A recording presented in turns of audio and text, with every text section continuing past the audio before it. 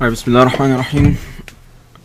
Welcome to our continuation of study of ism. So we have learned in ism, so once again this is isms, right, the nouns.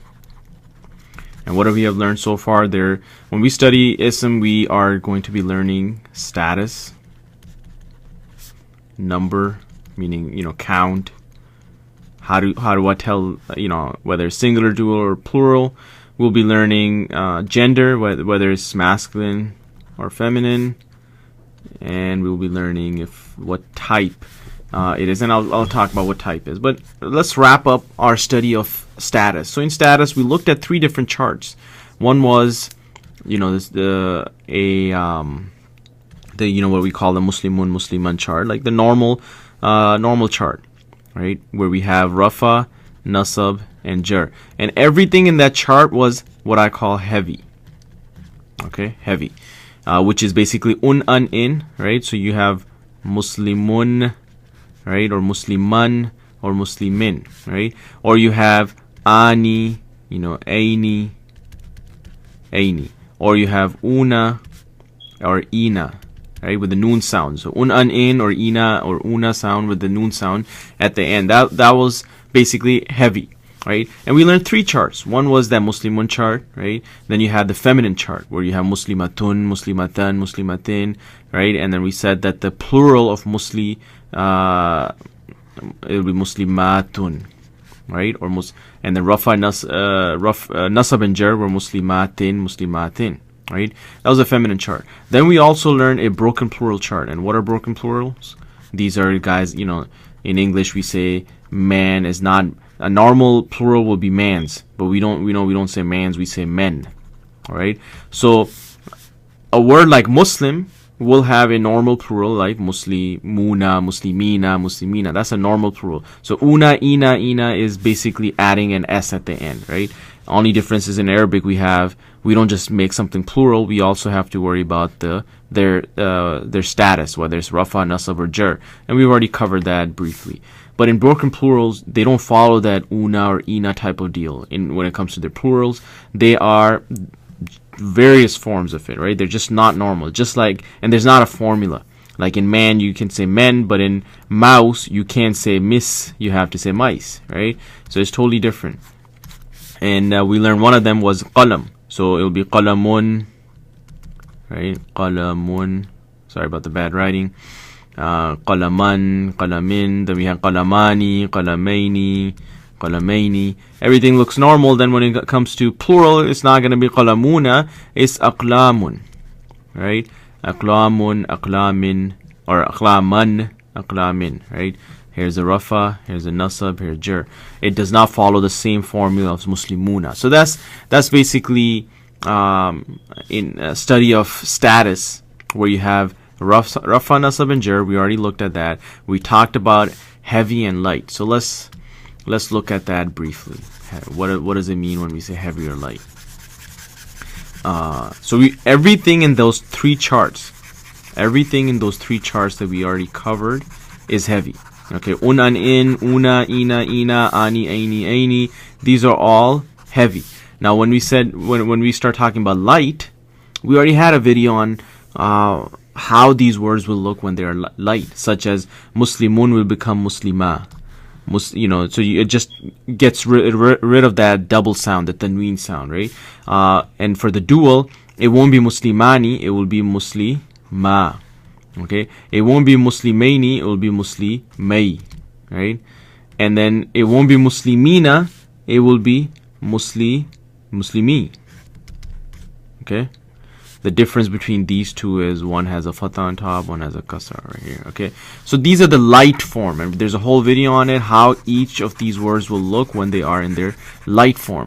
But then the question would be, well, when do we make these things light? When do we make things light? So there are 4 reasons. Number 1, 2, 3, 4. Okay. When do you make something light? So first, we already did one of them, which is mudaf. right? Like we said in the case of Let's say Kitabullahi, right? The book of Allah. Kitabullahi. Right? We said that the main thing that you gotta know about mudaf, which is the word before off, right? The word before off. So when you translate this guy, it will be book of Allah. The word before off is book. Book must be light. So mudaf must be light, and it makes our list of the reasons why something would be light. If you don't know what mudaf is, go look at the video on the whole concept of idafa that we've already covered. So mudaf is always light. That's number one on our list. When do we make something light? Well, what about number 2 and 3 and 4? We have many other reasons as well. So another reason is when you are calling somebody. Calling. Okay, so let's say you wanted to call, we know that we have, La ilaha illallah Muhammadun, right? Muhammadun Rasulullah. So Muhammad, the word Muhammad, or the name Muhammad, is going to be, it can have, by default is Muhammadun. But if you wanted to call a guy named Muhammad, right? You would say yeah, right? Like, oh Muhammad. But of course in English you never say oh Muhammad, you just say Muhammad. But if you're calling somebody, right? When you're calling somebody by saying ya Muhammad, you're not gonna say ya Muhammadun. Okay? It's gonna be ya Muhammadu. Okay, when you call somebody, you have to make the word, whoever you're calling must be light. Number 3 is the study of partially flexible words. What do I mean by that? Next video. A whole video on just the concept of flexibility in our isms, okay? And number 4 is categorically, if I spelled it right, negation. Negation. Okay, what do I mean by that? So let's get some space over here. Now, when we talk about categorically negation, we're saying, so let's say in the case of la ilaha. La ilaha. Now we know by default it should be ilahan, right? Or ilahun, or ilahin, whatever it is, but it has to have a tanween, right? Because it has to be heavy. By default, things have to be heavy. But why is it la ilaha? La is not the reason why you would make something light, because you have ayahs in Quran where they say la bay'un. On that day there's no trade. La bay'un fihi. Wa la shafa'atun, right? Shafa'atun, if that's how you spell it. Shafa'atun. Okay, so let's just look at this. So when Allah subhanahu wa ta'ala says la ilaha, it's not ilahan, it's just ilaha. But when he says la shafa'atun, he doesn't make it light. So what's the reason behind that? Well, in this case, let's think about this. When on the day of judgment, Allah subhanahu wa ta'ala is saying there's not going to be any intercession.